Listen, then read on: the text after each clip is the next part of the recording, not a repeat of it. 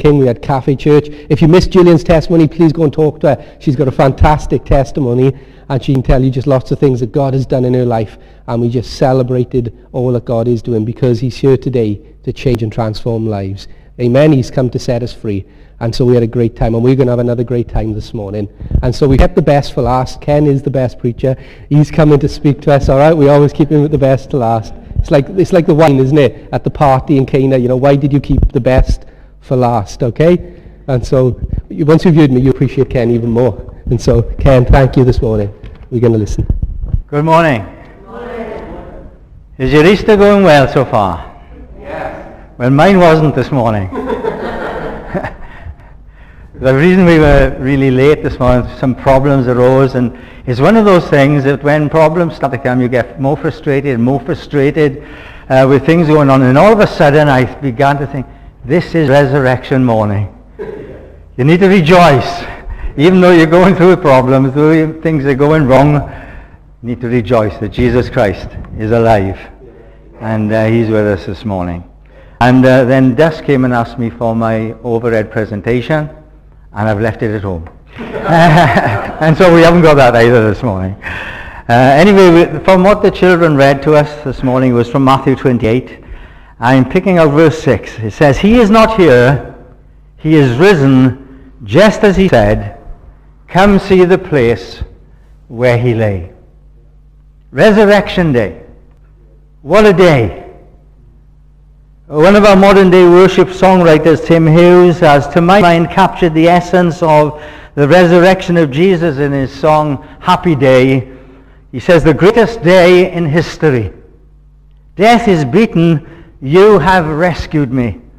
Sing it out, Jesus is alive. The empty cross, the empty grave, life eternal, you have won the day. Shout it out, Jesus is alive. He's alive. Oh, happy day, you washed my sins away. Oh, happy day, I'll never be the same. Forever I am changed." At the heart of Christianity is a cross and a grave. The most significant thing about them is that they are both empty.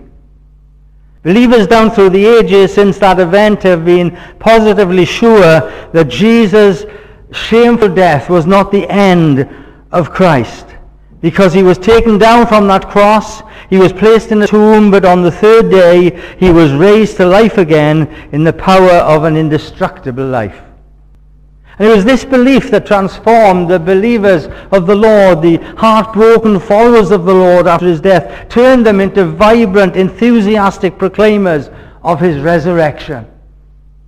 Those who had been convinced of his death were now convinced of his resurrected life.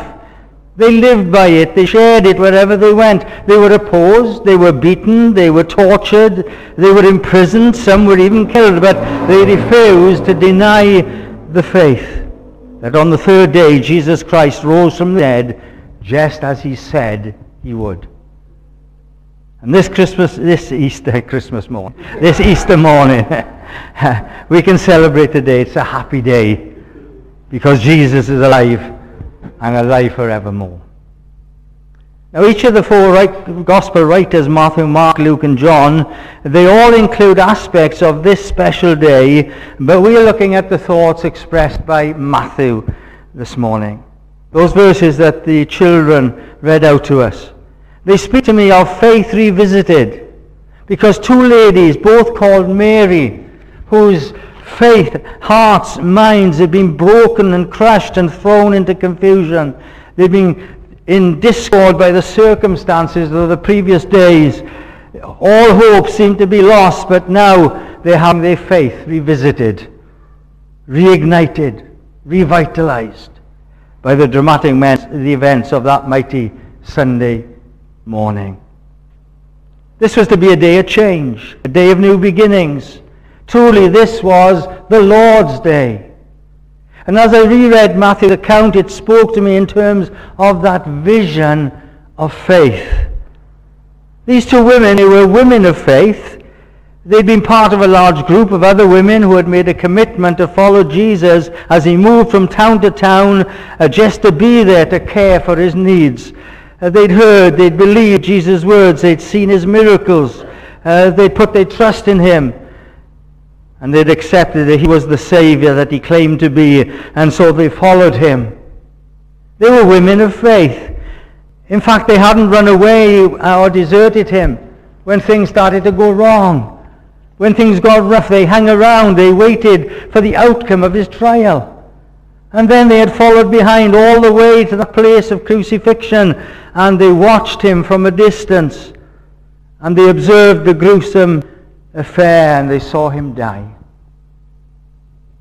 When others had begun to leave, these two Marys remained. They stayed, and they saw Joseph and Nicodemus come and take that lifeless body of the Lord from the cross. They saw him being wrapped in burial cloths with spices scattered between the layers to help offset the smell of decay. And they followed as he was carried to Joseph's tomb and placed inside. And they saw a large stone rolled over the tomb entrance. And it tells us in verse 61 that the two Marys were sitting opposite the tomb, looking at a closed tomb. Faith's vision dimmed. The two couldn't remain looking at that tomb because they were required by the religious laws and traditions that they needed to be home to observe the Passover celebration, and so they had to eventually leave. But now that the feast time was past, and they decided, the two of them, at the earliest point in time permitted, that they would make their way back to that burial garden. And it says that they went back to look at the tomb again. The desperate looking of the tomb on the Friday was now to be resumed on the Sunday. They were going to sit and look at the tomb. Great problems had arisen in that area of faith. They hadn't totally lost their faith, but it had taken a beating. It was now at its dimmest and darkest hour. That which they'd hoped for, that which they believed in, that which they totally immersed themselves in, had been crushed and seemingly shattered. Three things impacted the effect of their faith. It was dimmed by circumstance, because they'd seen Jesus being crucified. It was dimmed by observation. They had seen him being buried. It was dimmed by acceptance, because they returned to look at the tomb. The only flicker of light remaining in their faith was perhaps that there would be a way to pay the respects in a more fitting way.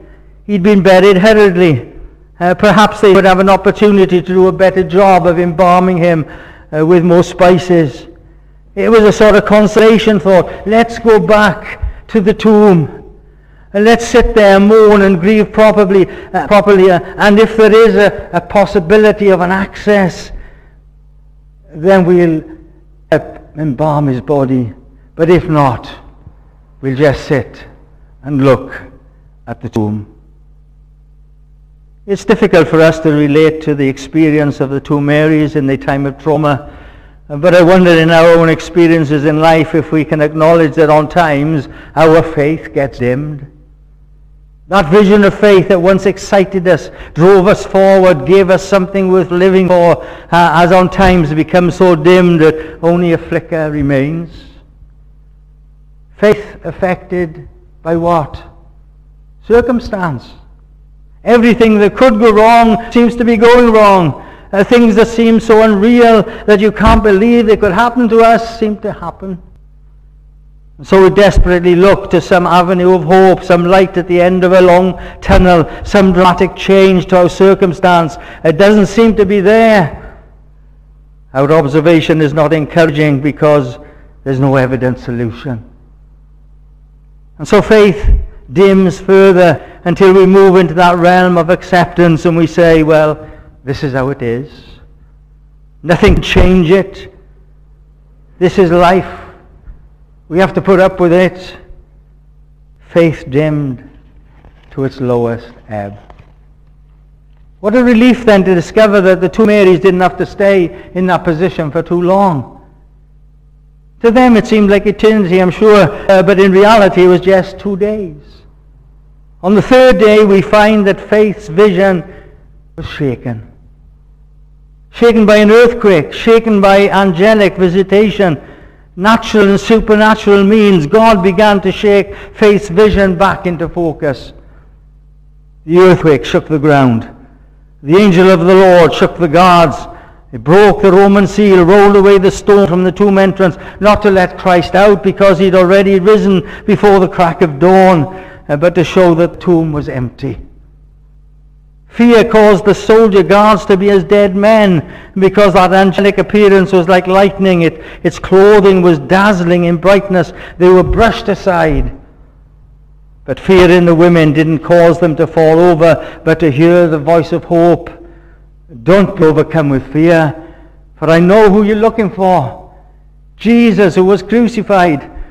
He's not here. He's risen, just as he said. Isn't it amazing how sometimes our faith gets so dim by discouragement and hurt that it sometimes takes a dramatic move of God to shake it back into focus? All of a sudden, some of the obstacles that seem so unsurmountable to us begin to fall like dead men.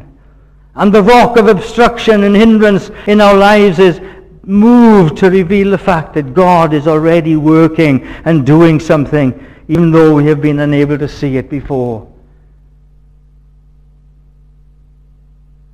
Faith's vision gets stirred. We all know the well-known catchphrase statement of James Bond, 007, shaken but not stirred. Well, for the two Marys, they had their faith vision shaken and stirred. Faith is stirred by a comforting word. He's not here, he's risen, just as he said. What a word to receive. They'd hardly recovered from the shaking bit. But now their faith's vision begins to see a light in the darkness, which is greater and brighter, getting brighter by the minute. The hurt, the disillusionment, the frustration, the gloom began to melt by the sound of that comforting word. He is risen, just as he has said. The Lord's words begin coming back to them afresh, to their minds. Those words, although they doubted them, they were really true. And they began to believe it afresh.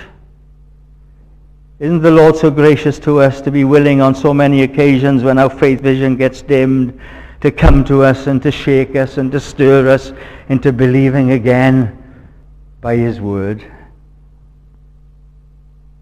But not only a comforting word, but a confirming word. He said, you can come and see the place where he lay. Have a look for yourself. And you know, the Lord knows that in our human nature of things, we like to see some evidence. Of course, faith is not based on seeing evidence, because Hebrews 11 verse 1 says that faith is being sure of what we hope for and is certain of what we do not see.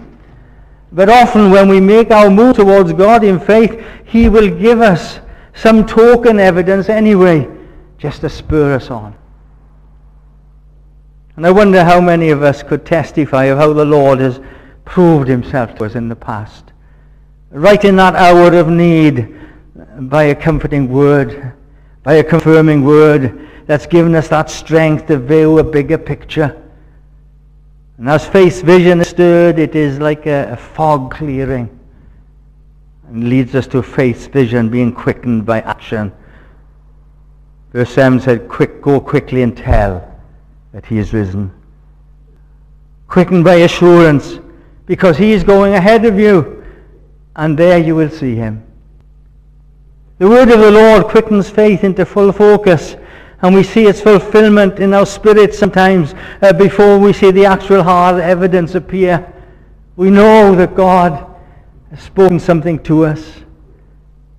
It causes us to be full of joy, and we want to share it, but God has already met us, and he has already gone ahead of us, and we're going to see the reality of that faith being revealed. You see, verse 1 told us that the women had come to see the tomb. But now verse 8 tells us that they now turned away from the tomb. Still afraid, but now filled with joy, they ran to tell the other disciples. That tomb held no attraction for them anymore. Whereas it had all the attraction before, they were longing to get back to that tomb. Now it had no attraction because it was empty. The lesson for us, friends, once we have our faith quickened again to believe, we need to quickly turn away from those areas of doubt, those areas of darkness, those areas of death, to move into the direction of divine life and assurance. We're told that the women were afraid, and yet they were filled with joy. There was no longer dark dread fear in which they arrived, but now this was a fearful anticipation. This was a fearful expectation of what was laying ahead. The joy of the Lord was now their strength. It was their motivating force. When they came to the tomb, it was a dreary walk. They were dragging their feet. They weren't really eager to see what lay ahead. But now the unexpected had happened. They ran to share the news. I wonder if we do the same when the Lord does things for us. Are we willing to share the news of what God has done? But I also wonder, have we ever felt like those women? Somehow the sureness of God's word has been so quickened to us that the reality of it sometimes begins to overwhelm us with excitement, even before the reality appears. And sometimes in such times as that, it's possible to share it with the wrong people. We want to share it. Because sometimes those people will squash it. They'll put negative thoughts on and they'll discourage you. But oh, for you, that quickening word is so real. And although people might not understand or share your enthusiasm, you have that deep assurance that God is moving for you and working things out. And then finally we see faith's vision being established.